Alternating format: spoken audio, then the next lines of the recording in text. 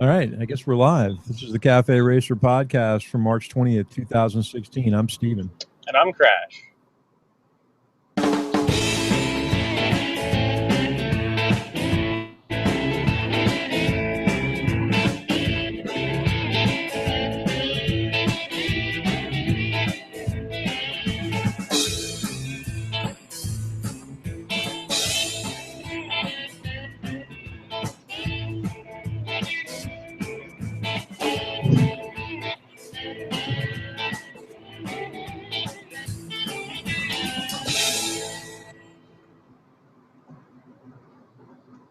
But you look like you should be on Top Gun. Yeah, my aviator sunglasses on while I'm driving down the road. You get the Tom Cruise glasses going there. Pretty good. Yeah, these are actually new. I got Jess's birthday was 10 days ago, and there was this like she and I. And we have a lot of like random matching stuff. Like we have matching pajama pants and crap. Well, we don't like the same kind of sunglasses. And then like she likes aviators a lot, but most of the ones that I've tried just don't look right. And then like I stumbled across these and was like, oh, these actually look good, I think. And so for her birthday, I got her a new pair of sunglasses because hers were just scratched all to hell, and I bought me a pair. So Are those something expensive like Ray-Bans, or are they knockoffs? now these are from Express. They were like $29. Right. I think I've gotten to the point now where I don't buy expensive glasses anymore because I lose them. So when we had the Iron and Clematis show, there was somebody there selling, like motorcycle glasses that have like the padding around the frame, to keep the wind out. Yeah. We got like 2 pair for $30. So if I lose them, that's $15. But just everything nice. I was on the kick for a while where I was buying Tifosi. They're the brand that they sell in a lot of the bicycle stores. Yeah. For like $60, $70, you get a pair of glasses that are like impact protection with 3 different lenses, but I lose them every time. Yeah. So last everybody knows. Time we did a show with you on the road, and now we're doing a show with me on the road. That's what I was going to say. I was going to tell people if it sounds a little different, it's because Crash is broadcasting from the road. I was going to ask you to wear your helmet in the truck. Talk on your seat. When people like look at you on the road wearing a helmet, you just wave like you're a NASCAR driver. That would be really funny. I actually thought about that because of like just the audio quality difference with the Cena. I was like, maybe I could take it off and mount it on like a pair of earmuffs, They actually have something like that, don't they? I know that they had that at the show, but I think it was just something that they kind of kludged together so that they could demonstrate it. No, they make something for like when you're on the track. Oh, do they? Like for the guy in the pit. Yeah. Yeah. But yeah, I'm actually not in the truck to let everybody know, just for fun. I was in a car accident on Thursday. I went to get out of my truck, and somebody decided that they really wanted to try to take my door off. So, yeah, I can send you a picture if you want to like make that the episode's picture or something. I don't care. Yeah, please do send that to me. That'd be kind of funny. I want to put that it's just a crumpled up door.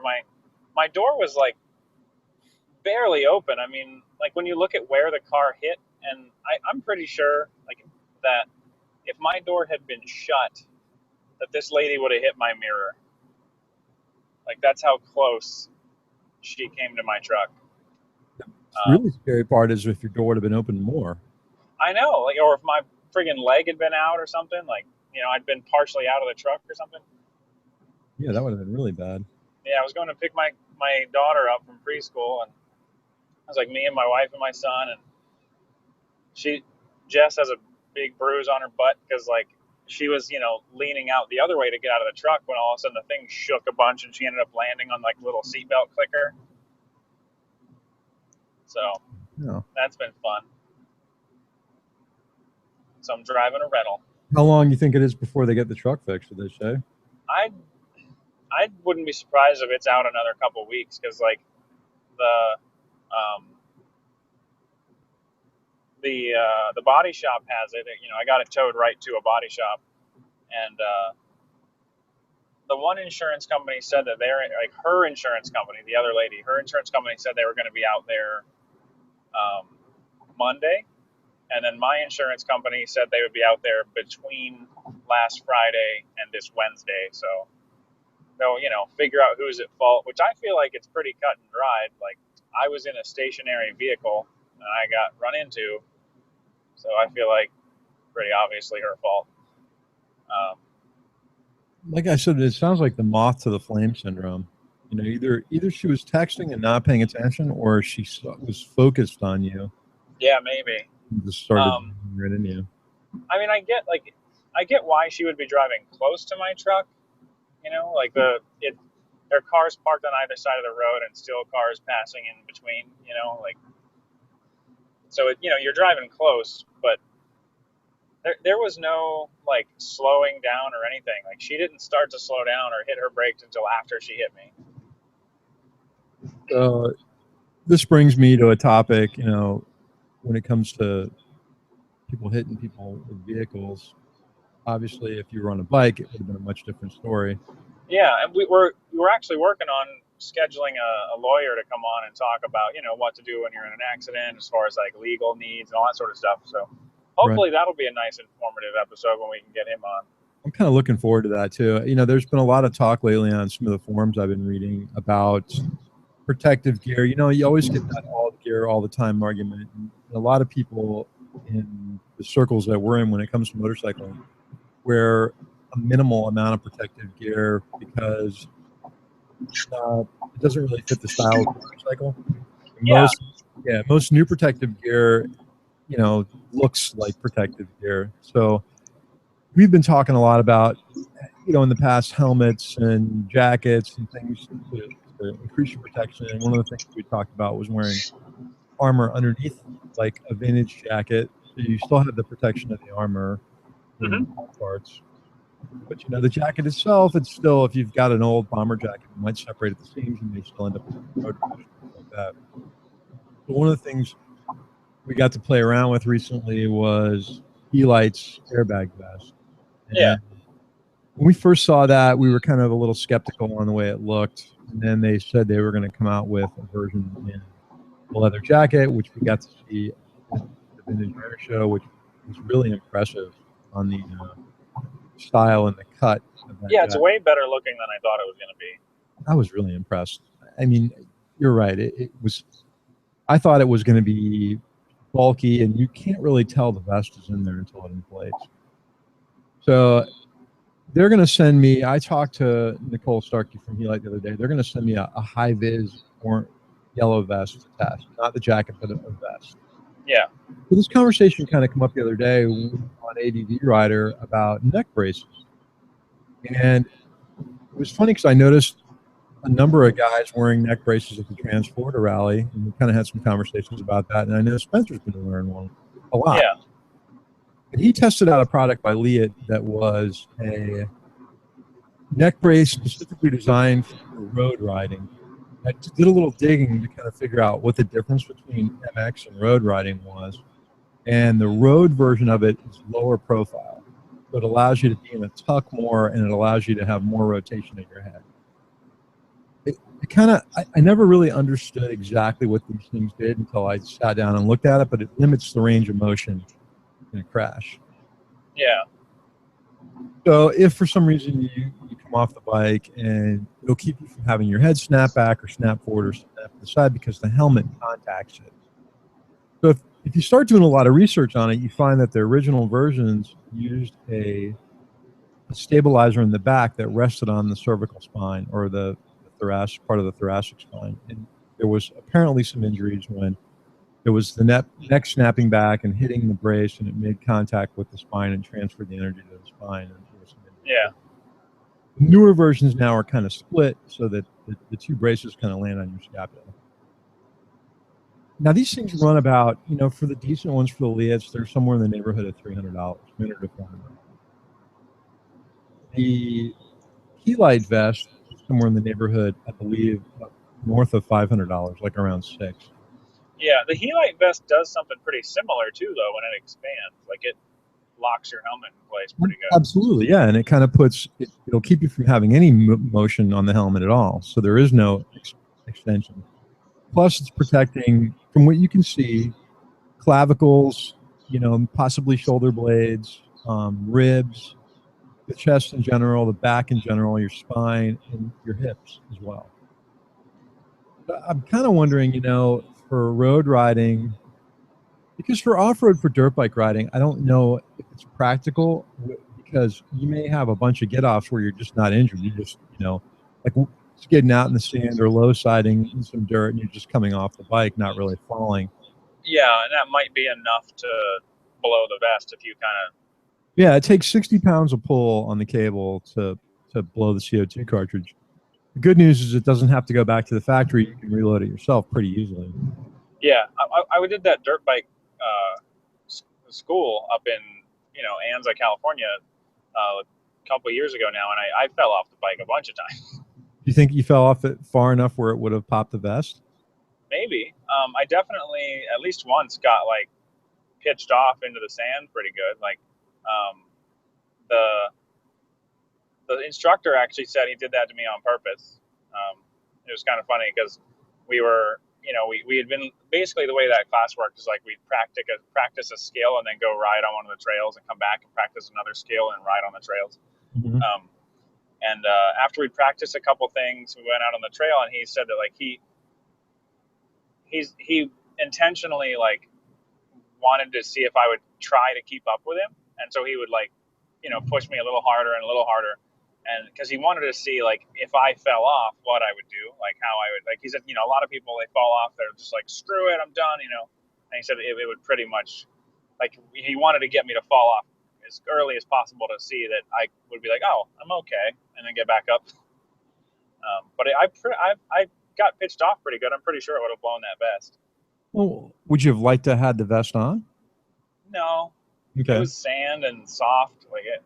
So it really wasn't something that might have helped you in that circumstance. I'm kind of wondering, the point of this conversation is I'm thinking that based on the type of riding you do, there's probably a place for both. Like if I was solely riding a dirt bike and I was solely in sand and things like that, I don't think I'd be wearing this if I'm probably going to have a bunch of, not high-speed get-offs, and I'm not going to end up hurt on, because I don't want to keep replacing the cartridge every time. Yeah, it'd be nice to have that like static neck brace there to keep you from getting a neck injury, but not constantly need replacing. Yeah, but I think for the road, the kind of question came up a bunch of times. Well, like people were commenting on how often they wear their gear, and everyone was saying things like, well, if it's just a 5-minute trip to the store or something like that around town, I'm not on gear all the time, guy. I've been known to wear, helmet, gloves, and some shorts and sneakers. And then the same person was saying, but if I'm going to be making a long trip, I'll wear everything. The truth of the matter is, there's no way to know when you're going to have an accident. Most accidents happen within 4 miles from your home at less than 45 miles an hour. So I kind of think you're rolling the dice. Yeah, your exposure is shorter if you're taking a 5-minute ride to the store than it is if you're on the bike for a multi-day trip. You certainly have a longer exposure, and that may change the odds. And, I'll be honest, I don't throw riding pants on to go to the store. I put jeans on. I don't go in shorts. There was a time in my life when I was pretty squiddly and had a helmet, gloves, short pants, and sneakers, Yeah, it's pretty like hit or miss with me, and like whether, like how much protective gear I even wear when I ride to work. I'm either wearing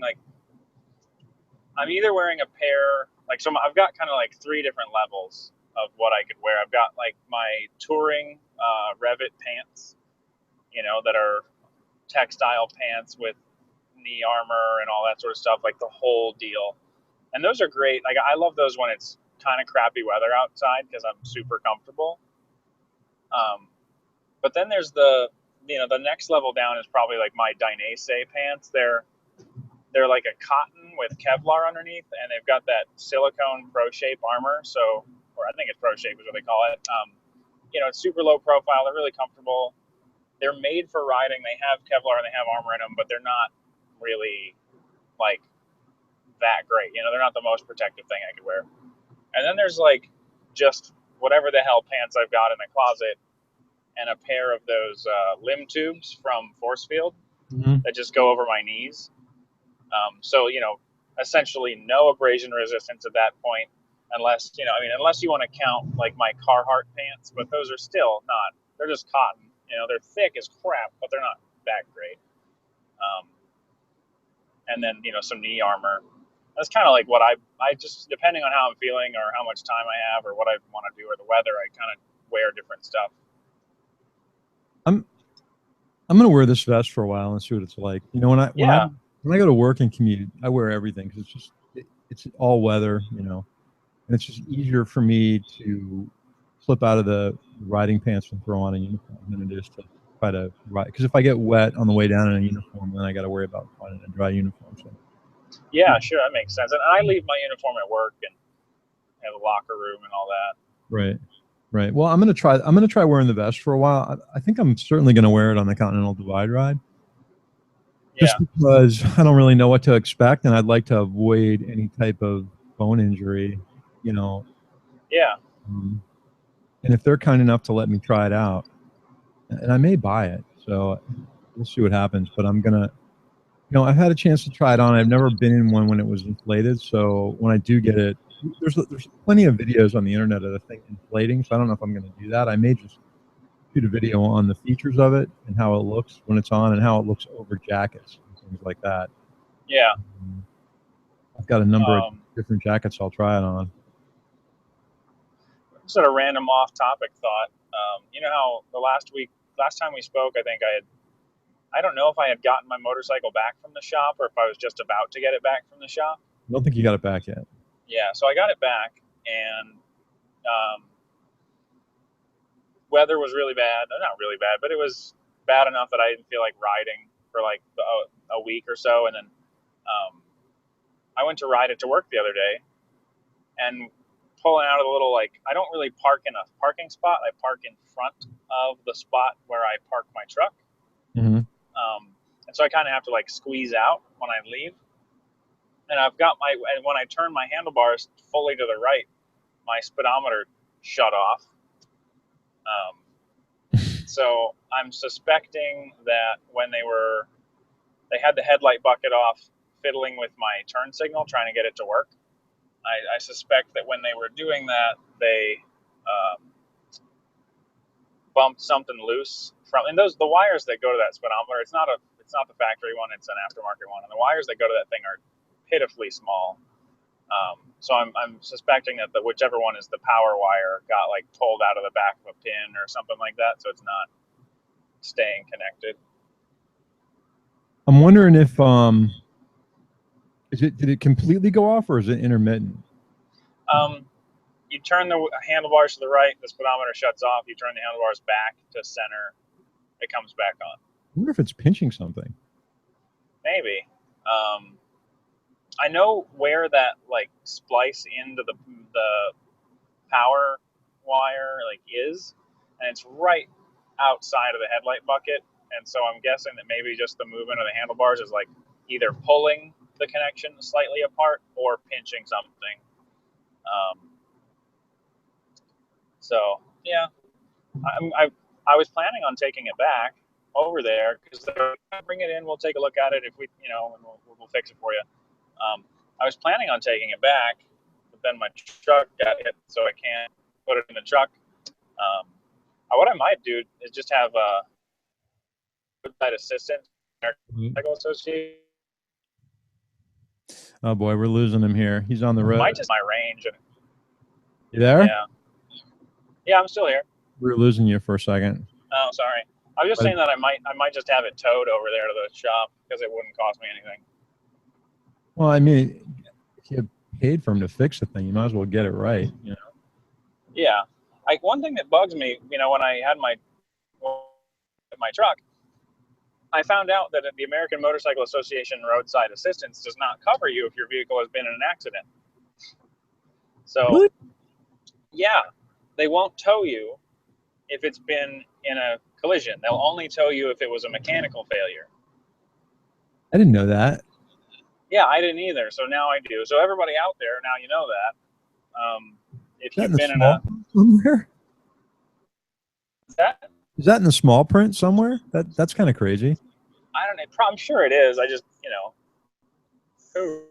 stuff. So yeah, I just gotta. It was really. I ended up. The body shop sent a tow truck to come get me, and they paid for it. And they said they're just gonna work it into their estimate. Well, the thing that maybe when they get the one thing that I would want, reason I'd take it over there just in case they didn't damage something when they tried to fix it, like when they pinched it. But hey, Yeah.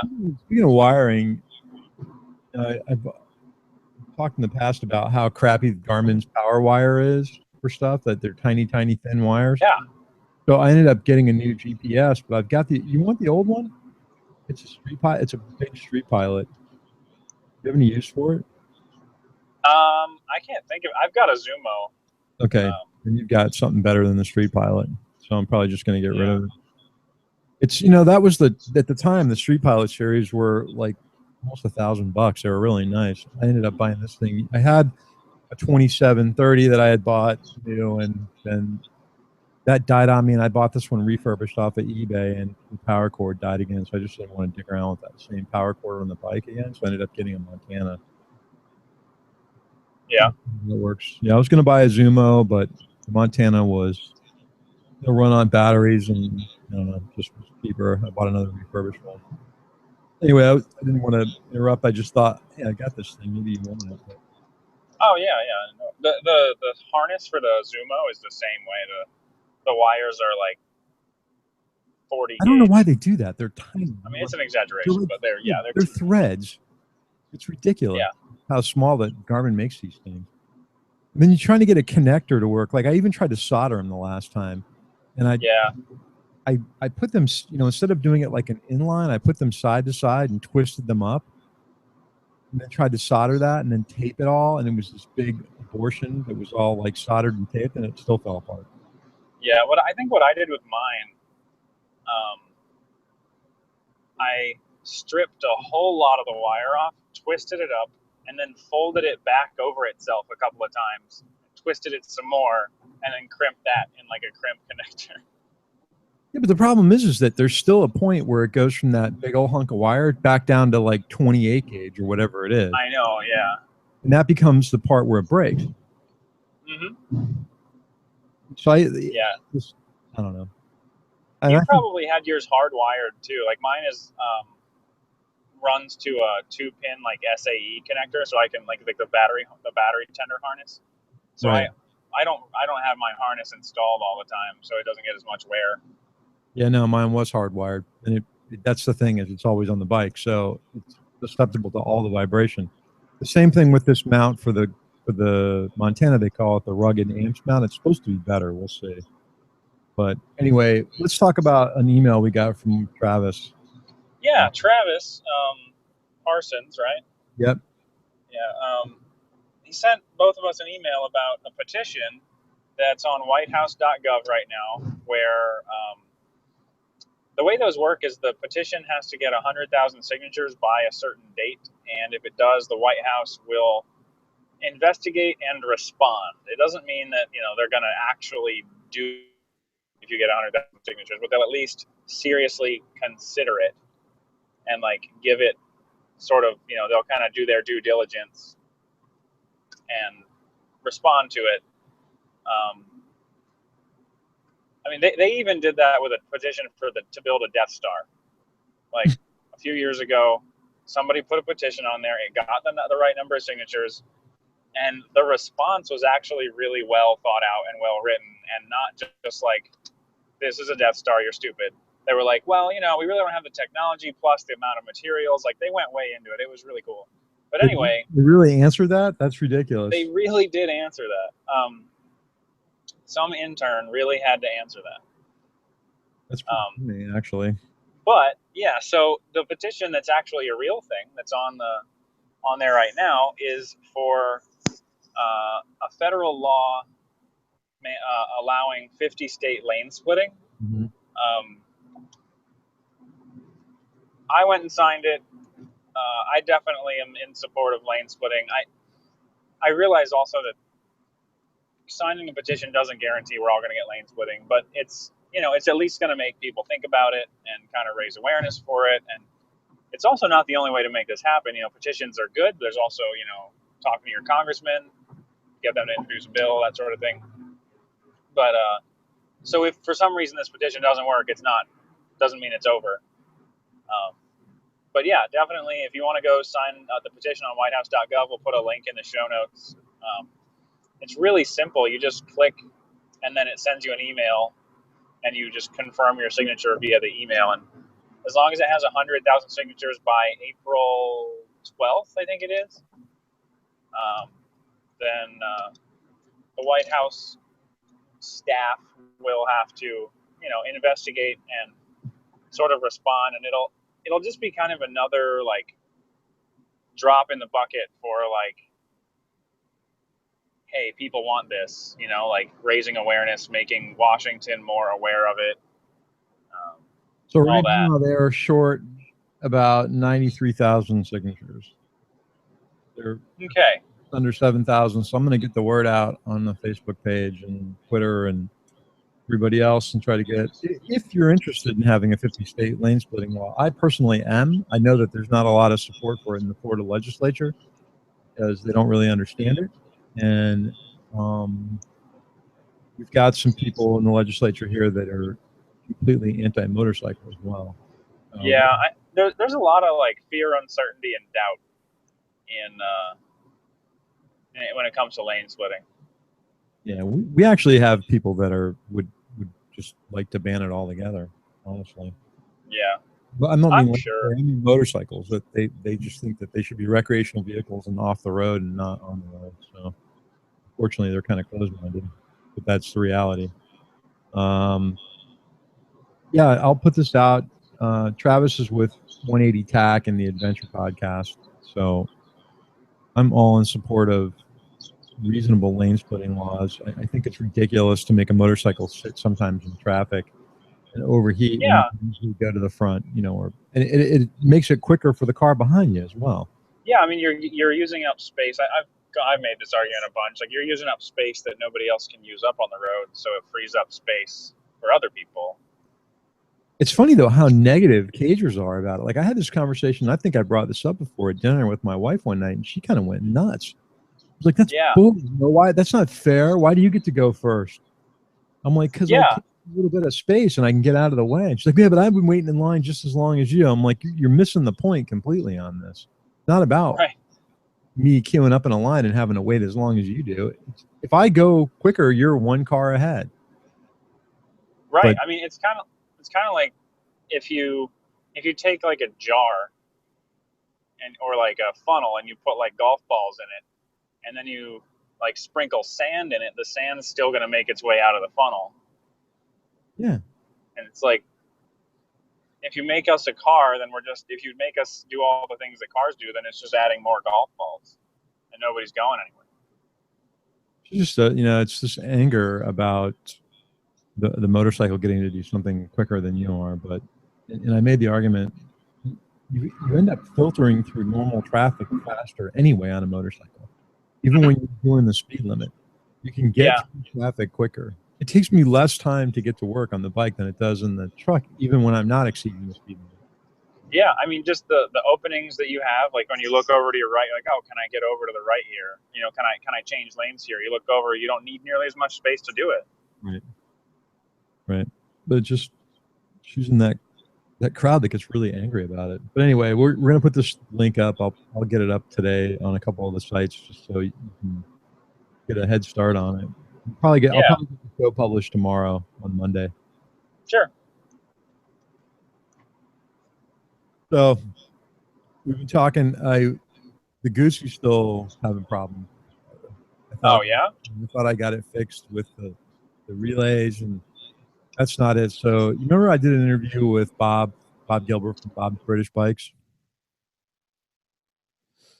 You there, Chris? Anyway, I'll keep talking about this. A while ago on one of our shows, we did an interview with Bob Gilbert from Bob's British Bikes, and he primarily works on Nortons and Triumphs and British bikes in general.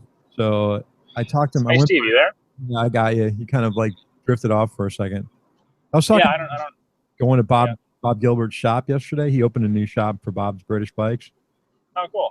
and I posted a couple pictures on Instagram. But I was talking to him about it, and I'm going to bring the starter over there, and we're going to pull apart the solenoid because like more than one person now has told me that those solenoids get gunked up on the inside. So Yeah.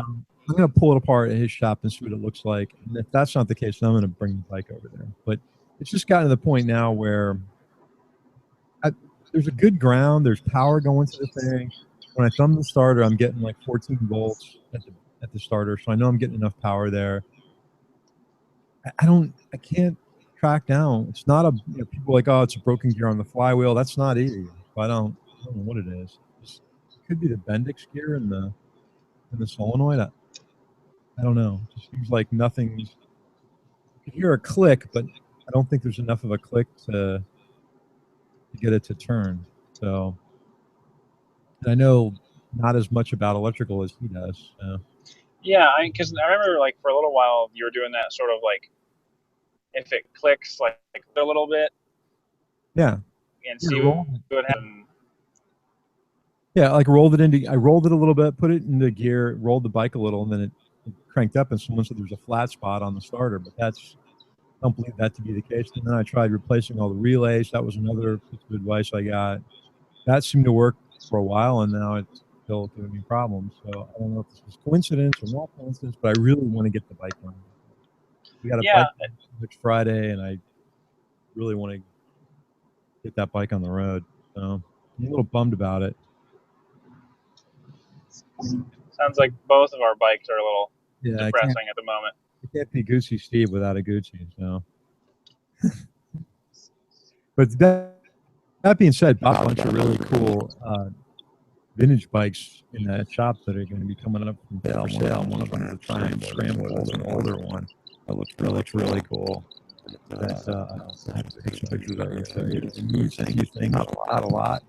And there's a unbelievable amount of it. We'll have to check it out. He's got some cool stuff in there. The shop's pretty neat, actually. It's kind of a warehouse, but like Bob Gilbert himself, he does everything really meticulously. The shop is pretty well set up. He's got a really nice machine in there for milling. He's got an oven for doing powder coating. He's got some cool stuff in there. He's got a plasma cutter, so he can do a lot. But we're gonna probably do. I remember I told you that I've got the e-breaker kit comes for S-Rest and all that. When that shows up, I'm going to take the tires over to his shop and shoot the video over there. He's got some really great LED lighting that makes the shop light up nicely. So I'm going to do that from his shop. That's about all I got going on right now. Today it rained all day. I wanted to get out and ride a ride, but that didn't happen. Sunny South Florida was wet and rain all day. And that's about it. I think it's going to be a short show today. Yeah, I'm almost destination. I've also I don't really have anything going on. I was hoping that I'd be able to ride my bike. Well, we got the bike night kicking up back here. I know you're going to start investigating the scene in San Diego. I've got a couple of links I got to send you for some stuff I did find in San Diego. I'm going to try to do a live broadcast next Friday from the Brewhouse Gallery. We're doing the first views for the season bike nights for the Vintage Iron Club. So hopefully there'll be some really cool stuff there. Get it out on Periscope. I've had some pretty cool broadcasts on Periscope. Follow us on Twitter just for that. But we're Cafe Racer Pod.